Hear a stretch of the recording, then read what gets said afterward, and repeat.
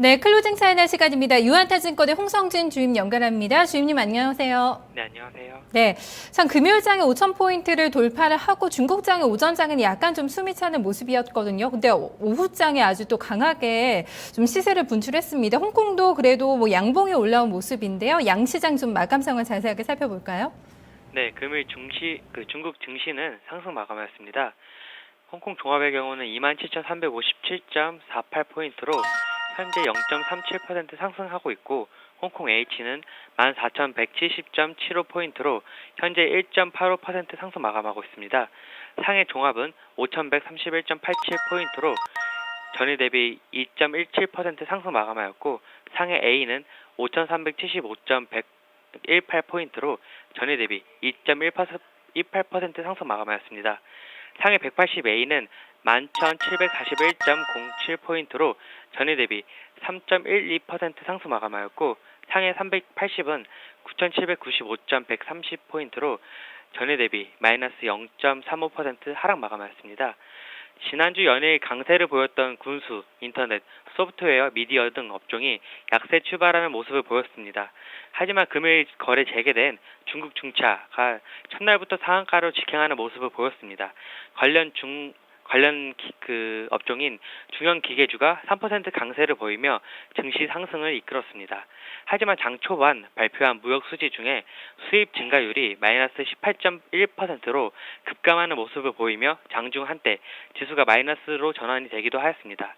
하지만 이 길 잇는 MSCI 신흥지수 편입에 대한 기대감으로 대형주를 비롯하여 은행, 증권, 보험, 부동산의 급등으로 상승 마감하는 모습을 보였습니다. 급등했던 종목들 좀 차익 매물도 형성이 되는 모습이었거든요. 오늘 장에서는 어떤 쪽이 좀 강했을까? 좀 특징도 어떤 거 보셨을까요? 네, 아무래도 오늘은 중국 남차와 중국 북차의 합병 법인인 중국 중차가 가장 특징적이었던 것 같습니다. 중국 남차와 중국 북차의 합병으로 탄생한 중국 중차는 금요일부터 거래 재개가 되었는데요. 지난주 금요일부터 거래 재개에 대한 기대감으로 인하여 중국 중철, 중국 철도건설, 중철 이국, 태원 중공업 등 철도 관련주가 상한가를 기록을 하였습니다.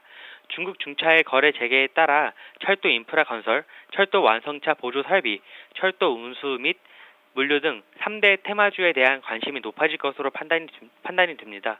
관련 주로는 철도 인프라 건설에는 중국 중철, 중국 철도 건설이 있고, 철도 완성차 보조 설비 관련 주로는 보승 테크놀로지, 시대 신소재 등이 있습니다. 마지막으로 철도 운수 및 물류 관련주에는 중철 철로, 철룡 물류, 대진 철도 등이 있습니다. 네, 좀 짧게 내일장의 체크 포인트까지 같이 이어서 좀 살펴주실까요? 네, 아무래도 최근 가장 이슈가 되는 점은 중국 A주의 MSCI 신흥지수 편입 여부입니다. MSCI 신흥지수는 6월 9일 발표가 되는데요. 우리나라 시간으로는 6월 10일 수요일 오전 6시입니다. 이번 발표에 가장 주목이 되는 점은 중국 A주의 MSCI 신흥지수 편입 여부인데요. 지난 주말 JP모건에서 리포트가 하나 나왔습니다. 중국 A지수의 MSCI 신흥지수 편입은 2016년이 될 것이라는 내용이었는데요. 하지만 오늘 중국 상해 지수는 MSCI 신흥지수 편입에 대한 기대감으로 상승 마감을 하였고, 저번 주에 러셀 지수와 벵가드 지수에 상해 A주를 편입을 시킬 것을 확정을 함에 따라서 MSCI 신흥지수의 편입 기대감이 더욱더 커지는 모습을 보였습니다.